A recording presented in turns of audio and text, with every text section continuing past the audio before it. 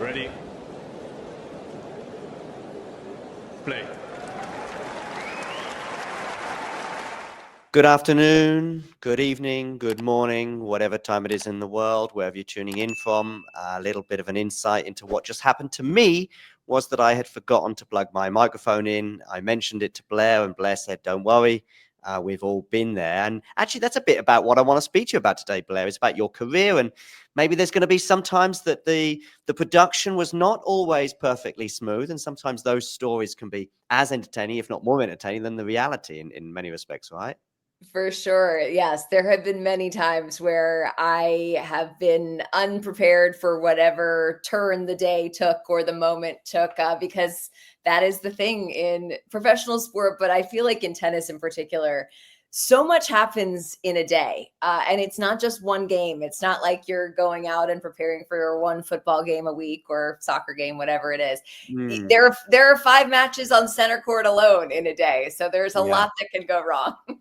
And there's the weather as well. I mean, I do sort of listen. I love lots of sports, soccer being one of them, and sometimes I think about how much easier it is to cover that. I mean, basically with soccer, the weather can be a factor in terms of the matches can get postponed, but nowadays with technology, most of those matches still go ahead. But I know we have roofs, of course, at a lot of our courts, but there's so many things. With a tennis match, can be anything between 20 minutes and 4 hours, and maybe longer in terms of 5 sets, of course.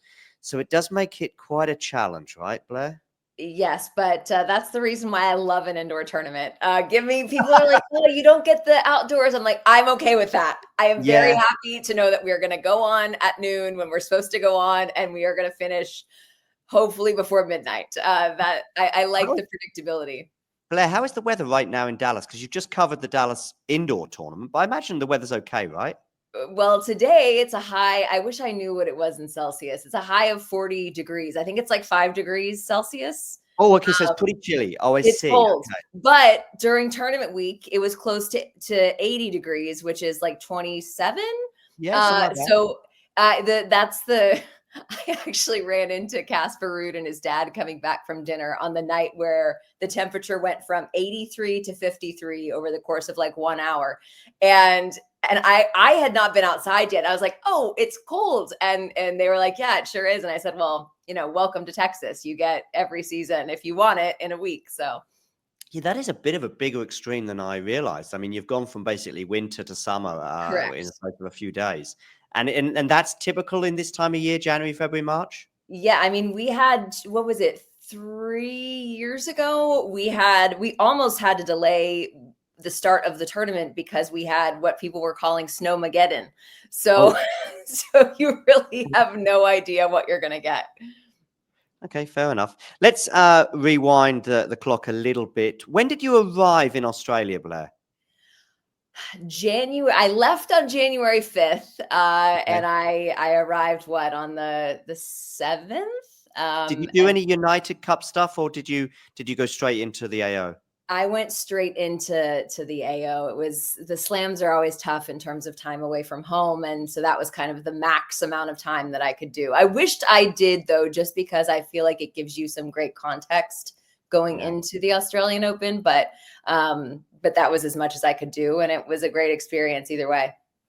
So I'm just trying to think. My feed for the Australian Open this year was Discovery Plus in Germany. So I'm just trying. What I've seen most of your work was basically, obviously, you did on-court interviews in Australia, right? No, I did not this year. I And well, you did the behind the scenes stuff because I saw loads of your Instagram content. That was where I yes. saw you. I wasn't sure if there was another medium where I was seeing you. Yeah, no, that's a fair question because I was working on a new first of all, I hadn't been to the Australian Open, in 10 years. The Oh, last okay. time I was there, I was writing. I was still a tennis journalist. Mhm. Now I journalist is I would say more I'm in the PR department now, but, with a little journalistic, hint Got probably. it. Got it. But yeah, so going back after that much time away, gosh, it was pretty much like going to a new tournament with what they've done. But I was brought in this year to work on a new product that they were calling Blue Zone. They were sort of basing it loosely on what we have here in the US for football, which is ESPN Red Zone, where it's sort of like a home base, but you can go out to, here's what's happening over here. Here's what's happening behind the scenes. Here was an interview that we did earlier today. And it was streaming on YouTube as well as on the app. And like any new product, we had to sort of figure things out as we went.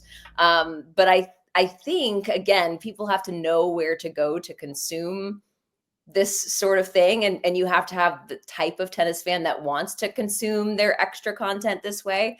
But props to Tennis Australia for always looking to service different areas of the tennis fan population, because there are people who follow tennis much differently than these other people over here, than these other people over here. Sure.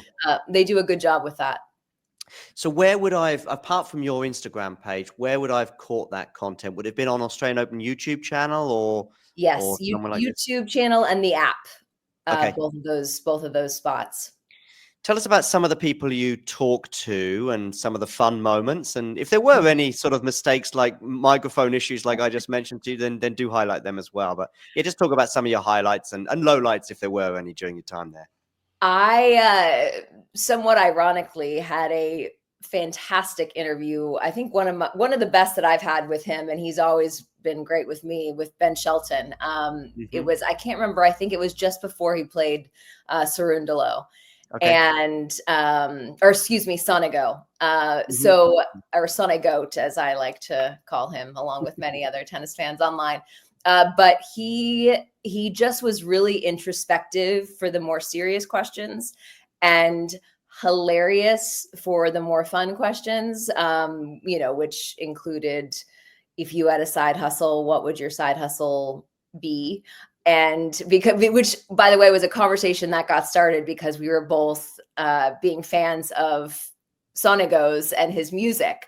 I asked him what he thought. He's like, I gotta tell you, like, it's a bop, like it's good stuff. And I was like, I know, it's so good. So anyway, that led to a conversation of how he thinks he'd be a good car salesman.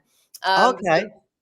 He's like, that's probably not the answer you were expecting. I was like, you are correct. That is not the answer that I was expecting. But it's so rare. I was sort of his last stop of the night. And so sometimes when you're the last stop, the player is like, let's wrap it up. Let's get out of here. But it was one of those where he wasn't looking at the clock, or I couldn't sense him looking at the clock. Sure. And believe me, there are interviews where you can sense that the player is mentally thinking about the clock, and or the person on the comms team that's taking the player from stops to stop is standing behind the player doing one of these. So it just was a rare sort of really relaxed, 8 minutes that we had. That was really fantastic. Pella Badosa was great, and it was nice to see her make a run. Her tennis, when she's playing well, is just electric and so fun to watch, I think. And then Madison, just a little side thing. She seems to enjoy playing Coco anyway. I mean, that result kind of caught me by surprise, but in the end, maybe reflecting on certainly I remember them playing each other in Madrid a couple of years ago, and Paola found it very comfortable against Coco, albeit that was 2 years ago, and Coco's obviously improved quite a bit since then. But yeah, I mean, yeah, she did have a great run. Yeah, no, I agree with you there. It's interesting to see matchups and how that affects outcomes. And sometimes it is just a matchup thing. And then you start to see the two teams problem solve. Once you realize there's a matchup problem, then the wheels are turning for both teams, likely going into future matches. But yeah, Paolo was great. And then, I mean, the overall highlight for me was getting to talk to Maddie Keys and a couple of times Bjorn Fratangelo, and getting to sort of hear him speak as a coach was a side of Bjorn that I had never seen before. And I've known Bjorn probably longer than I've sort of had a good relationship with Madison, because I started off doing a lot of the ATP 250 tournaments. And when he was younger, he was those were the tournaments he was playing or getting wild cards into or playing qualifying. And so I've known Bjorn for a long time, and sort of seeing him in this completely different role, in a much different setting, and seeing how he really shined as far as sort of the coach mentality goes. Super analytical, and is able to sort of balance that with the husband side of things, which could be really problematic for some people. I mean, it could be problematic for me. I my husband can attest, he would not want to be my coach. Okay. But yeah, so being able to see and hear from Bjorn and some of the ways that they were thinking going into these matches, and then just seeing the pure joy afterward was a really neat thing to be present for. Yeah, I saw him talking to Andy Roddick on Andy's podcast recently, and it was really interesting to hear him talk about they just didn't practice much because the intensity of that 3 weeks with her winning the tournament that preceded Australia. And I remember her doing the same philosophy in France last year. So she played Strasbourg, won that on the Saturday, played the French Open on the Monday or the Tuesday the following week, had a similar spell there. But obviously this year it ended in success. But you have to manage that situation. And I think they may have had one hit during the tournament, believe it or not. But yeah, so you spoke to, and what about Madison herself, Blair? I mean, did you get to speak to her much during the tournament? Yeah, I actually got myself into a little bit of trouble actually, because I wanted to, I saw Madison at the beginning of the tournament. It was the first time I had seen her since she got married. So, got to give her a big hug and say congratulations. But I was like, hey, if you see Blue Zone on your requests, that's me. Like, because nobody knows what this thing is. So anyway, we got declined for an interview with her. It was just before she played Iga, so it was after the quarterfinals.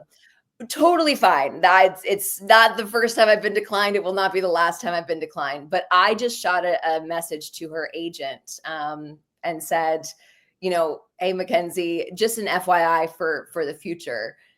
This Blues, because sometimes it's the player, sometimes it's the agent. Mackenzie was not there in Australia, so I was like, "Hey, just FYI, if you see Blue Zone again, it's us." And she got the decision reversed. Oh, great! Okay, which was great. We ended up, which she was like, "Oh, great to know. Like, we'll get you sitting down with her today," and she was wonderful.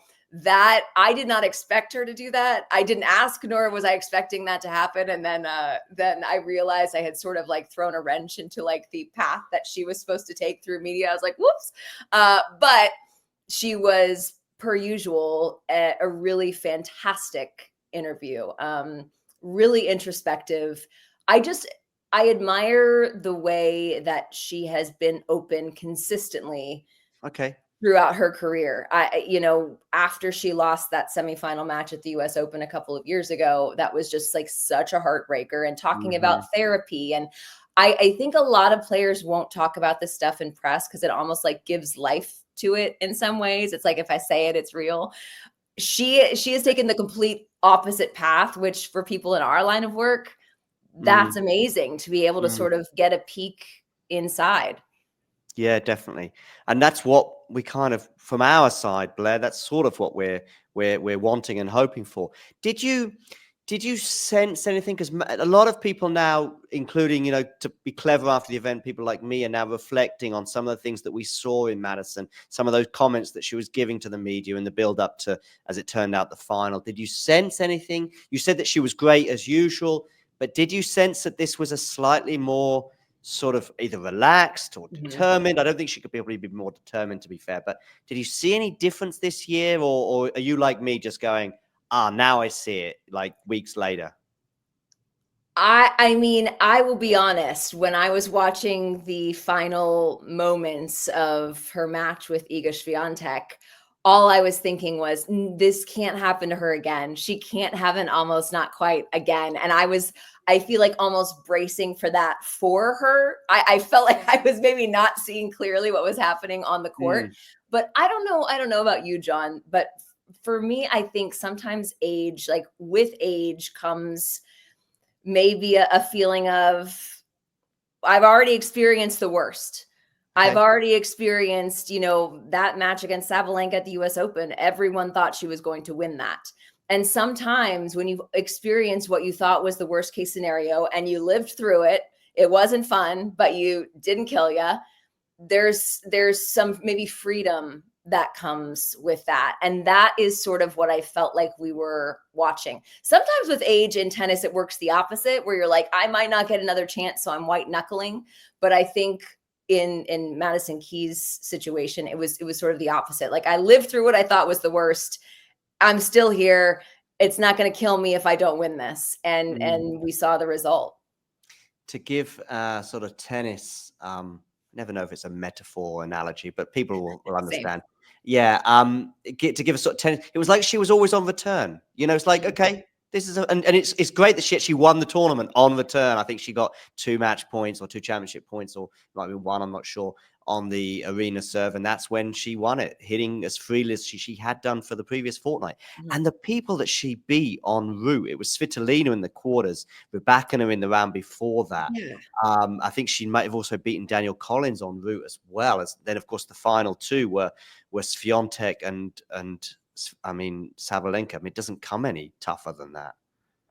I mean, absolutely incredible. Like a run for the ages. And I do wonder, I remember when Simona Halep finally got her Grand Slam title, and she had the mentality after that now it's all icing on the cake. And we saw what happened there. Like, there were more slams to come. And so I do wonder what we're going to see from Madison Keys this year and beyond.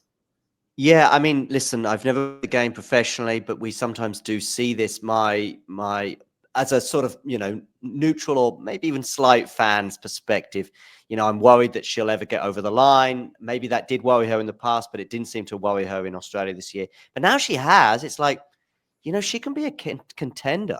She can be a contender now. She might go and win 2 or 3, as in Simona's case, for example. And even if she doesn't, it's like, you know what? It almost, I don't want to say it doesn't matter, because it will matter. When she's in that semi-final or the final again in the future, of course, it will matter. But anyway, listen, Blair, what about any other moments working in Australia? Were there any other sort of highlights? And if you can remember any sort of like, we forgot to press record on the. I remember interviewing Pam Shriver. It was pre-recorded, a bit like you. I think we'd been recording for 5 minutes, or I thought we'd been recording for 5 minutes. Oh gosh. And then I realized we hadn't. But 5 minutes is okay. It's 40 minutes, and you go and press end record, and it's like, okay. I don't know if anything like that happened to you in Australia or any time in your career, actually, Blair, you can recall. I mean, I do. It was funny when you talk about the microphone. I remember at the U.S. Men's Clay Court Championship in Houston, and granted, the stakes here were low. I was doing an interview. This is where I will always be so grateful for what I do now, because I know what I did when I started, which was I had a tripod with a like Panasonic flip cam, like camcorder. Okay. I was flipping the screen, centering us, hoping I was plugging in the microphone the right way. I did an entire interview with Dustin Brown, who is lovely and wonderful. We get through the whole thing. I send it in, and the editor said, "Yeah, no, couldn't hear a single word." And of course, Dustin's like, "Where's our interview?" And I was like, funny thing that didn't we don't have it. Apologies. Yeah. So I mean, I have had so many. I feel like technical difficulties follow me. I joke that if you're near me, watch out. But there are many times on court, like doing live hosting, where sometimes the sound person in the stadium wants to have control over when the mic is hot and when the mic is not hot. The number of times where I have gone to say, tennis fans, put your hands together for blah, blah, blah. And it's like, blah, blah. And then I'm looking up to the booth, and then I'm blah, blah, blah. And they still can't hear anything. That has happened more times than I would like to count. But gosh, I feel like there are a lot of those things. I don't know why more instances aren't coming to mind, but I've run the gamut of technical issues. I'm sure. I mean, by the way, just a quick shout out to Andy Taylor, who also works with you at the US Open, right? I interviewed him last year, and he's probably got one of the best voices in tennis, or maybe even in broadcasting. Just listening to him just get every single tone right. There's a funny thing he did just on social media about 18 months ago, where he was kind of promoting US Open Fan Week, and every single word was just perfectly crisply, and the emphasis in the right moments and the excitement building up for Fan Week as he gave this 1.5 minute monologue was just enviable. And I had him on the show. In fact, we were doing I think it was pre-recorded. And in fact, I had a technical issue during that and I disappeared for 30 seconds from the screen. And then Andy just went into I then looked back at the recording, and I saw Andy do a very funny 30-second monologue while I was off stream, basically.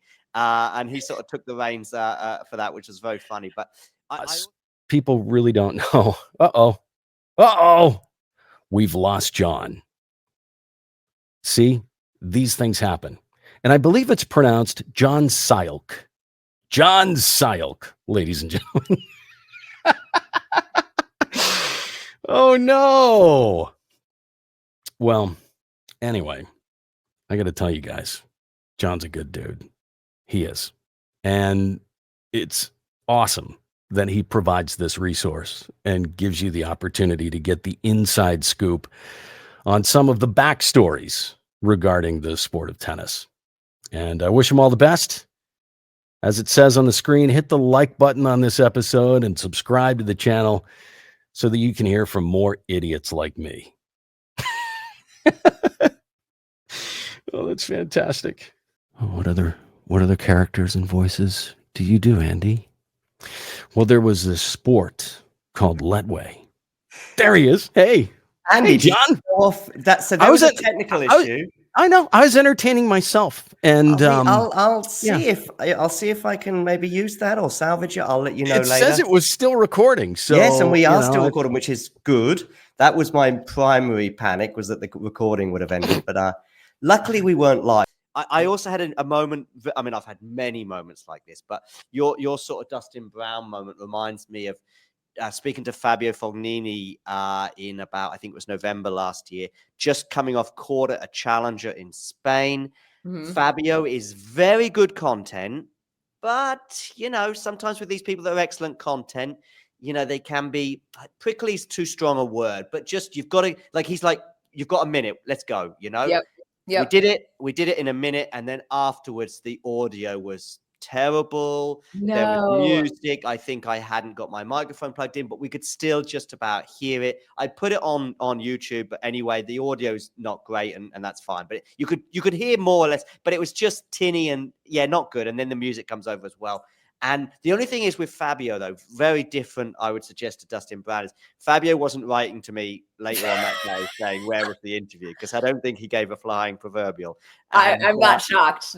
Yeah, right. But he does give great content. So, funny enough, I spoke to him on the day of the final, and he won, by the way. And he'd won the previous day as well when I tried to speak to him. But he won the final, and he was in good spirits. Still, it was 2.5 minutes. Mm-hmm. But I sort of was doing, just for talking tennis, but I did the sort of on-court interview, which I'm allowed to do at Challengers, sort of just walk on the court and chat to the winner, basically.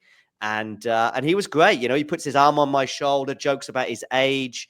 I think we talk about, Australian Open, which was coming up, and he joked about the youth of his opponent, and 2 minutes, done, off I go. And he collects his trophy and sails off into the sunset. But yeah, but he's good content. So yeah, it is what it is. It is. I've only had 2 players decline a post-match interview in my career, and one of them was Fabio Fognini. Was it? Where was it, and what happened? It was Indian Wells, and I mean, I only interview the winner. Of course. He won, yes, yeah. He won. He lost the first set 6-0 and came back and won it in 3 and just walked straight past me. I was like, okay. But yeah, I can't explain it. What was that? Do you know why? No idea. But I think that's Fabio Fognini in a nutshell. It is. It is. No clue. The fans were so pumped. They were all, it was like an exciting match that nobody thought he was going to win off the bat. And nobody knows how he won it because he walked straight off. I actually tried to speak to him on 3 occasions, Challenger, and he got progressively better. But it started off with so he'd won his quarterfinal, and it was basically no. Okay. The second day was that you've got a minute, and that was when we had the terrible audio. Third day was 2 minutes, good copy, fun, but still 2 minutes and off he went. But yeah, wow. So actually that makes me feel a bit better, Blair. If he's giving you short shrift, Yeah. then that's okay He's for me. consistent. You know what I mean? He's consistent. Yeah. What about coming up now with these post-match interviews, and you did a lot of those in Dallas, and we'll get to that in a second. Obviously, we did have an incident during the Australian Open where Novak refused to speak to Jim Courier, and we know why that was about, and we're not going to go into all those details. But who was the other player who didn't give you a post-match interview, by the way? Fernando Verdasco, actually. Okay. And I still to this day don't really understand it. And he is lovely. I've seen him many times in his post-playing career, and he's always been a delight. So was that Indian Wells as well? What was that? Indian Wells as well? No, that was US Open. Okay. Yep. Oh, wow. Just court 17. I was like, are you up for a quick interview? Nope. Just kept walking. Blair, is it I'm guessing you've performed quite a few different roles within the sort of the media situation in tennis. Is it easier, harder, or a bit of both to do these posts? Because I think I sort of look at the people doing the post-match interviews and I go, well, you're speaking to the winner, so that's pretty good. You've obviously got the backing of the TV or whoever you're representing at the time. But like I say, you're speaking to the winner. It's sometimes in the press conference, because I'm comparing it maybe to the press conference, especially at slams, where I think they're compelled to do, press conferences pretty much. And you can often be speaking to losers, and there may be other times on the tour when you have to speak to people and ask difficult questions. Mm-hmm. Yeah. What do you think about that on-court interview? Is it easier? Is it more difficult? Is it a bit of both, or how does it work? I don't know that I can say it's easier or more difficult. What I would say about it is I do think it is a specific skill set. Sure. That is one thing, I sometimes think people look at that role and think, well, a post-match interviewer is a commentator, is a sideline reporter, and they can all sort of rotate at will. That can be true. I think there's probably a Venn diagram and there are people in the middle who can do all three. But I would say that that's probably rare. And it's probably rare. I had the chance to talk to some people who do post-match interviews who are like, I don't like it. I would prefer to not do these post-match interviews.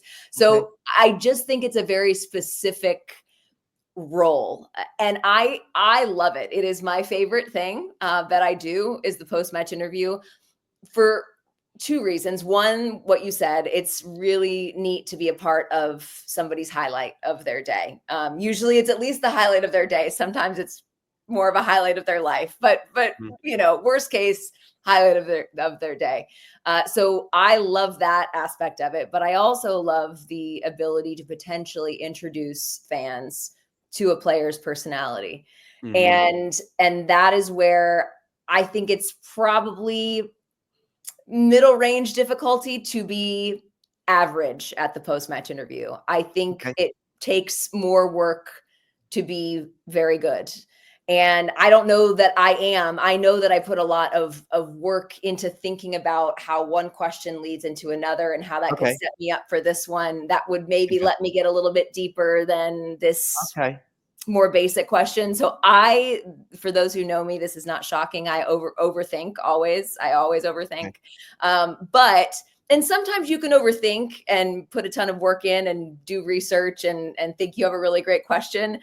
And it ends up being a really boring answer. Like that has happened to me plenty of times, but I like to think that putting in the extra thought, making sure I'm actually watching the matches, making sure I'm as much as I can. It's sometimes hard to sit there for every single point because I'm doing other things, but at least make sure I'm checking the stats for anything that sticks out. Mm-hmm. I like to think that if you're doing those things consistently, over time, you're going to have a larger body of questions that lead to good answers. But like I said, it's so unpredictable because you could even have somebody who won who thought they played terrible, who isn't in a mood for it in the post-match interview. So there are so many different factors, but I think the big picture is that it's a specific skill set. Fair enough. One person who jumped into my mind and just I couldn't get him out of my mind as you were talking about, characters coming to the fore during these post-match interviews, has to be Daniel Medvedev. I don't know if you were the on-court interviewer for some of these ones that he'd given in New York in 2019, but even as recently as 2023 as well. I mean, just gold with those. And I'm sure he doubled his fandom and maybe more, during some of those runs. And because of those post-match comments that he gave, he's just somebody that absolutely his tennis speaks for itself in this as well. But it's those post-match interviews that really, probably brought him, for casual fans especially, but even nerds as well. It's like, this guy is just gold. 100%. He is a player who listens to your question. And that might seem like, well, of course they listen to your question. Sometimes there is sort of this filter that athletes, and it's the same in every sport. This is not specific to tennis players, and it's not every player, obviously, but the players who are listening to your actual question and answering the question that you're asking.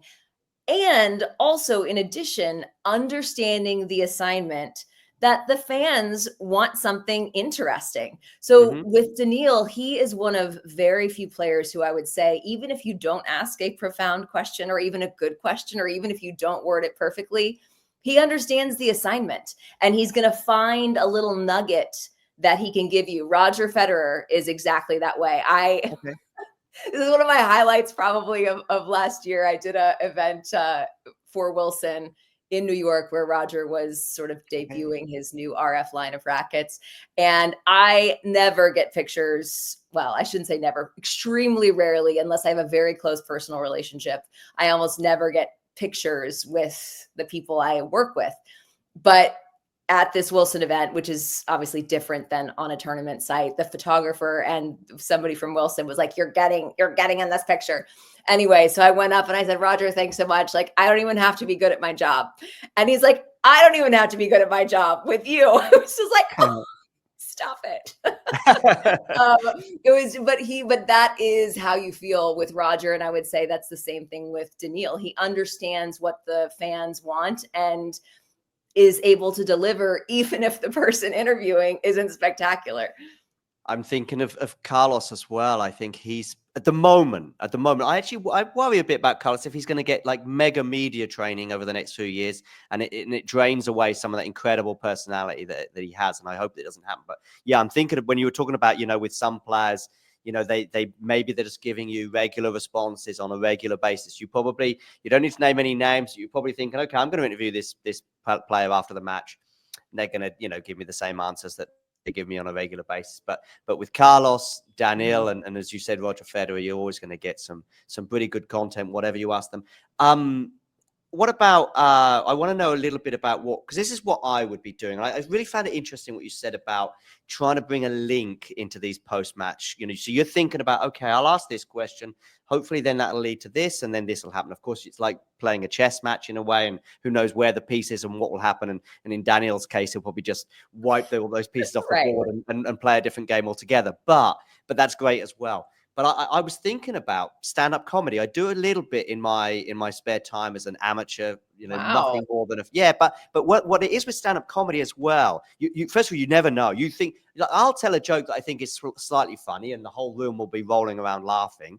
And then I'll go and give the joke that was going to be the best joke of the night, and I'll get a couple of chuckles and still don't know. But anyway, but obviously practice makes perfect, and sometimes you get better at those deliveries. But another part of it is that linking, because let's say you've got a joke about public transport in Dallas, or I don't know, or Uber, and then you've got another joke about the supermarket or whatever. Go, how am I going to get these all linked together? And then you sort of try and sort of fathom a way of bringing these into a story that works over the course of 20 minutes. So I thought that was really interesting, you highlighting that. Now, the other thing as well, though, was what would I be doing in your shoes? And I don't know about your time constraints. Are you watching the match? Let's say in Dallas, a 3-setter, 2.5, 3 hours. Are you watching that from start to finish, or are you busy doing 100 different things that, the demands on you? So, because if you are watching it for 3 hours, of course, it's a little easy. You've got your pen and paper, I guess. That's what I would be doing anyway, making a few notes, sometimes about technical things, sometimes just about an interaction with the crowd. I mean, how is that sort of 3 hours of the match, say? What are you up to? And are you preparing from minute 1 to minute 180, if you like, for that post-match interview? It depends on the tournament, on what my other roles are. Usually the first set, I am paying less attention, whether that means Okay. that's when I'm eating or that's when I'm, working on my bios for the next day, because I am writing, the bios that are read during the warm up. I have to write those, Okay. which is not hard, but it's time consuming. So the Yeah. first set is where I sort of allow myself to take a minute, relax my shoulders, sit there, maybe take my mind off of tennis. Maybe not for the entire first set, but at least maybe for the first 4 or 5 games. Sure. Again, depending on, in Dallas, for instance, we, at the 7th game of the first set, we have a standing trivia date with a fan in the stand. So I can't, Okay. there's not a ton of time there for me to sort of sit back, relax, and work on whatever I need to do for if we have special events or the bios for the next day. But that's sort of when I allow myself to maybe drift a little bit. And then sort of toward the end of the first set and the second set, I'm locked in. So at the end, my sort of process is that whoever wins the first set, I will come up with a skeleton of what my plan A would be in a post-match interview. We had so many 3-setters in Dallas this past week. I feel like I had to rethink my question process so many times, because even if the same person wins who won the first set, even if that same person wins in 3, the narrative of the match has changed, which then changes the questions. So I have to rethink a lot in Dallas. But I always go into the post-match interview with the plan A. But what I've gotten much better at, the more that I've done it, is listening to the answers. So Okay. Yeah. And much like I talk about, sometimes players aren't really listening to the question. When I first started, I wanted to get through it and have a flawless interview, and it was at the expense of any potential follow-ups. Sure. And now I've done enough of this to where, my comfort level is pretty high. Things can absolutely still go wrong. Every day I'm like, please, Lord, let today not be the day I end up going viral for something that goes horribly wrong on court, or a player misunderstands a question, and, who knows, anything could happen. But I have become just much better at seeing where the interview takes me, or takes the player as well. And sometimes I think you get maybe diamond in the rough follow-up questions that you weren't expecting because of something that they answered in their previous question. You had in Dallas actually quite a few good sound bites. I thought Davidovich Fokina gave a funny answer about choosing Dallas. Of course, you had Jaime Munar, you had Casper Ruud as well, who are both, or Casper especially, very eloquent. And Munar's run was a big surprise and was good content. Not necessarily in his post-match interview, but Riley Opelka in his own unique way gave us some good content on social media too.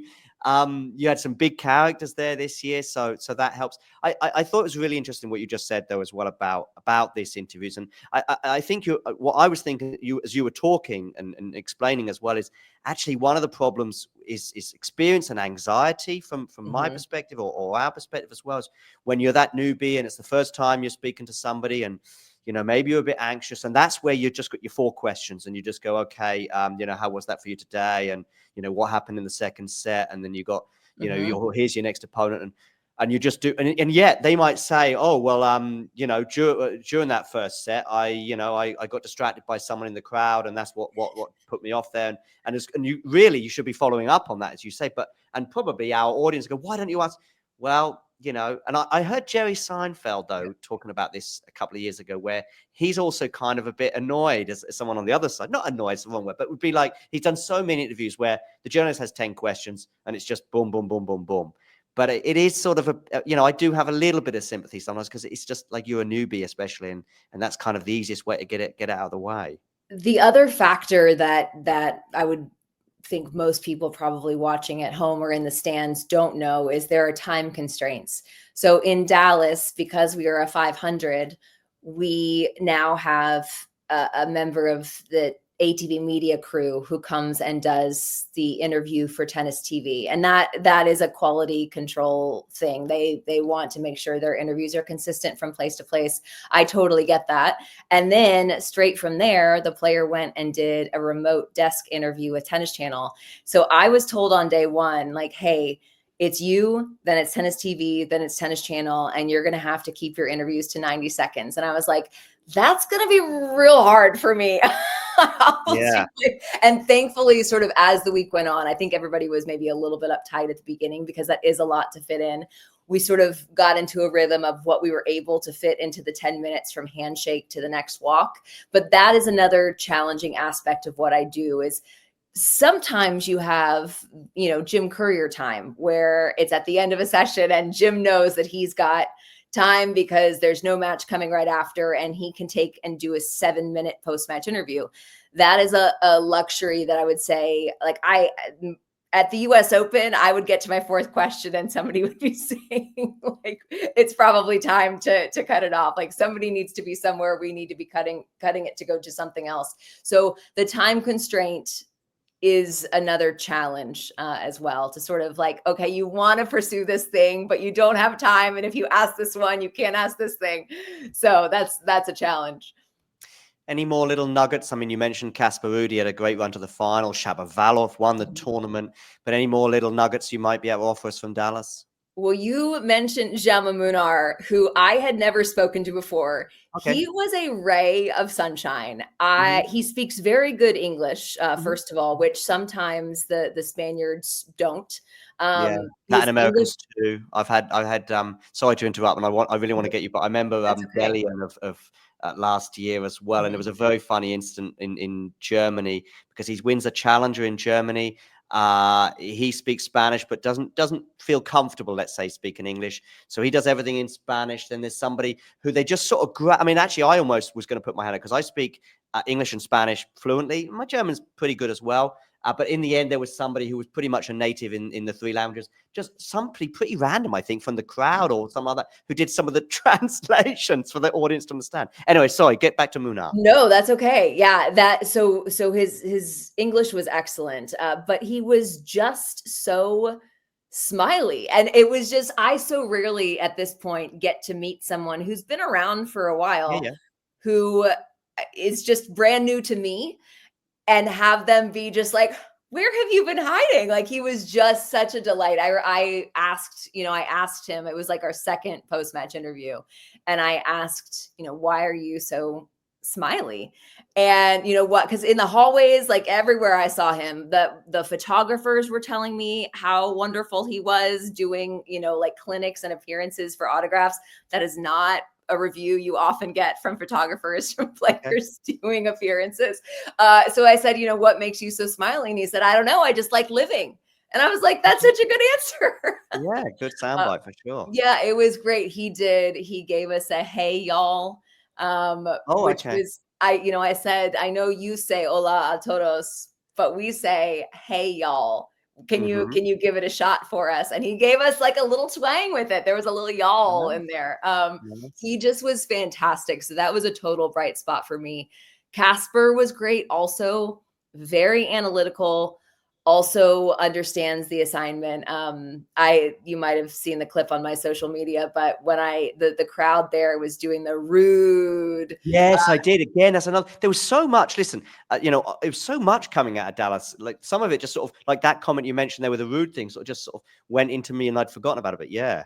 Well, what the clip doesn't show, he gave a much longer answer. He was like, well, the first time I heard it was at Roland Garros in 20 whatever. Oh, okay. And I had asked him before the interview, I said, do you get the Ruud thing the most in the US? Because that's a big thing in baseball here.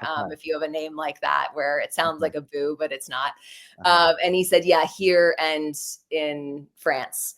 But he gave the whole background of when he first heard it and then how it sort of grew from there. And his answer, I was like, how do you feel about it? And he said, it's different. And then it was like, pause. And the crowd just sort of started nervously laughing. I'm not sure that he loves it, but he gave a really, as he often does, sort of the balance between the analytical and the fun, which is rare and so appreciated. Yeah, and so I got the shortened version of that because as you were saying that, I was like, I didn't get a lot of that stuff, but I got the shortened version, which I think I saw either on your social media or somewhere, which was how he said, well, it's good or whatever, and then I think you could sort of almost see his mind working because he sort of went, well, I guess also I can twist it in my head, and maybe someone is booing me, but I can convince myself, because his English is, unbelievably good. We talk about other players on the tour, speak really good English, but he's obviously basically native level with being Norwegian. And he is really good content. I know I've said that about a couple other players, but I won't say it about everyone. And you can just guess the players that I'm not mentioning, and then figure it out from there. But he is another one who is really good. I've spoken to him in a lot of mixed zones around Europe after matches, and yeah, you mentioned the analytical stuff, and he'll tell you about, I need to play more aggressively, because if I want to keep up with these other guys, your Carloses and your Yannicks, I've got to pick things up. And okay, it might not work, but I've got to, give it my best. And I remember him saying that in Estoril last year at the 250 there. And yeah, he's just fantastic content. And actually also, does change. Even if you're working in the media, you're watching him and you're enjoying watching him even more if he's going to give you good content afterwards. Yeah, actually, two of the most lovely answers that I got this past week in Dallas were when I asked. So Ben Shelton's mom was there this past week, okay, and Casper's mom was also there, and obviously two very similar situations where the father is the coach and the mom doesn't always travel, but both moms were there this week, and both guys gave. I asked about, because it's rare that you get to ask about the mom. And for Ben, his mom played tennis. His uncle was ranked, highly ranked doubles player. And so to be able to ask what she contributed, and Ben was like, she's the psychologist, she's the travel agent, she's the manager, she's mom, she's the chef, she's, just a really great answer. And the guy, you could tell that they appreciated, and the moms also appreciated having somebody ask about them. And Casper gave such a funny answer. He was glowing, in his response about his mom. But he also said, she does all the travel, and she's really cheap. I don't know what I need to do to get out of economy. I don't know what I have to do to get out of the economy seats. It was just really cute and adorable. And again, that's the humanizing part of it. It's nice to get the X's and O's, but it's nice to see the human part as well. Well, Blair, thank you very much for all of that time. Again, one of the things I said before is it could be 15 minutes, could be 30. Well, we've run over time into 45, but fortunately, the producer wasn't shouting in either of our ears to say, cut it short, as I'm sure you've had many times in your career. I'm suddenly getting darker and darker here. There still seems to be some ray of light in Dallas right now, right? Or somewhere nearby. Yes, there is. But no, this has been a pleasure, John. I appreciate your persistence, because you had asked like 7 times before this. So thanks for being patient with me. Oh, Blair, honestly, there's people I know much better than you, and obviously we've exchanged a few emails over the years, but who turn me down even more often than you do. Okay, well, thank you. So it's totally fine if we get you on once a year, whatever, twice a year, and today was absolute gold to get to know. So often we've had you talking about sort of the on-court stuff, and although that did get a highlight, of course, a few times, it's also great to hear about what you do and the trials and tribulations that you've had to go through on occasions during your media career. Well, thank you. Good to be here, and congrats on all the success and your consistency, which is not easy to do. So, and to Fabio Fognini, we love you. But if you win a match and Blair is there with a microphone, it would be great if you just stop and give her a minute or two. And who knows, maybe a minute or two for me one day again in the future. Who knows? But listen, thanks very much, Blair. And yeah, good luck with the rest of the year. Are you doing Indian Wells or is Miami? Your net Miami? Oh, you're doing Miami and on-court stuff in Miami, on-court interviews? Yes, I'll be on Grandstand. If anybody's coming down to Miami, come visit me. Great. And if you've seen this interview and just say, Blair, that was great seeing you on Talking Tennis. Can't wait for you to come on again. We might get Blair on again in 2025. Perfect. Take care. Thanks very much. Thanks. If you enjoyed this video, make sure you hit that like button. Don't forget to subscribe and click that notification bell so you don't miss out on all things tennis.